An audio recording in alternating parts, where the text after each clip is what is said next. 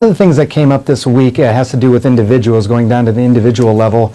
A group of experts saying that 6 feet of physical distance may not be enough to prevent transmission. Now, they're basically making the suggestion that this can be airborne. It can start to travel further, especially indoors. But, people have really gotten this 6 feet number in their head. I know it's arbitrary to some extent, but this suggested it could be, significantly further.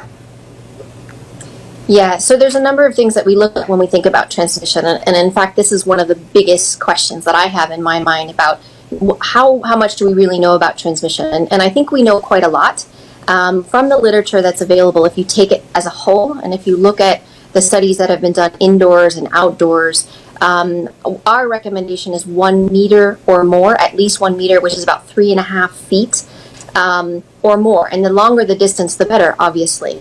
And in many situations, you can't have that long. I think there's different ways in which the virus can transmit. It's a respiratory virus, so you've got different droplets that come out of your mouth. Some of those droplets are bigger. They're all small, but some of them are bigger and some of them are smaller. The bigger droplets can fall quickly, and the ones that are smaller can remain suspended a little bit longer. But we're not seeing that they travel far distances when people are talking with one another. That you can cough or you can sneeze or you can sing where you're actually projecting out these, and they can go a little bit further. And ventilation in rooms helps. And if you're outdoor, obviously the ventilation is much different than if you're indoors. So World Health Organization says 1 meter, though, 3 feet? We say at least 1 meter. Okay. So at least 1 meter means, just that. And so if you could do more, you should do more. Remember, we are a global agency, and so we have to make this recommendation that fits every type of setting. So many countries do a little bit more, and that's great because they are able to do so. But yeah, so what we look at is we look at the literature on the way particles release in people's mouths if they sneeze, and there's very interesting ways in which you can do that, where you can use ultraviolet lights and different types of lights to see how far it goes.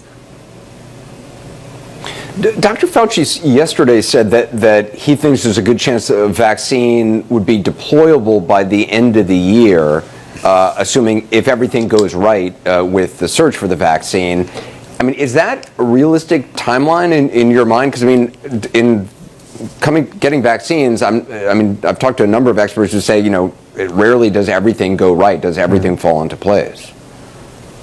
So that's actually the integral part of that statement, is like, if everything goes right.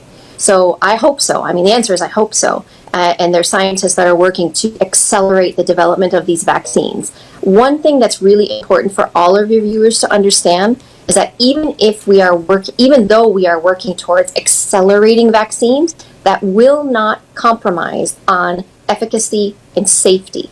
Importantly, safety. We're hearing a lot of people come back and say, well, if you rush it, then it means you're not going to put out a safe vaccine, and that is not the case. So there's more than 100 candidates that are in development, and the way that I like to think about it is I like to think of it in stages almost. In a few months, we're going to start to get some results from these preclinical trials and the clinical trials that are underway. That will help us narrow down which ones are showing some promise. And then we'll have more data in a few months after that, and more data.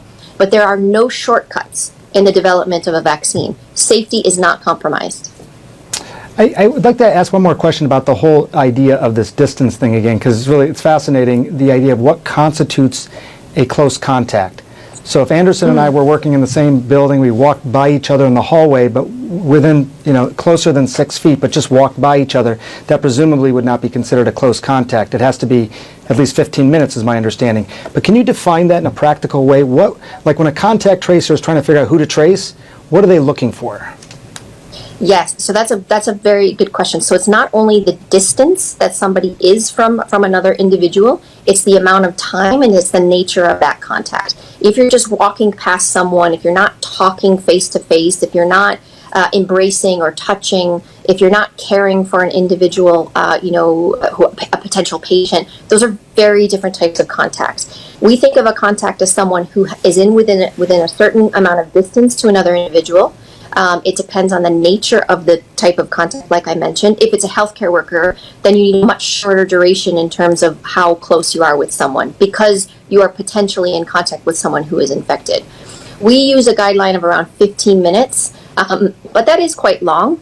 I think that many governments will look at how long an interaction needs to be. It could be a lot shorter, depending on the type of nature that somebody has with someone.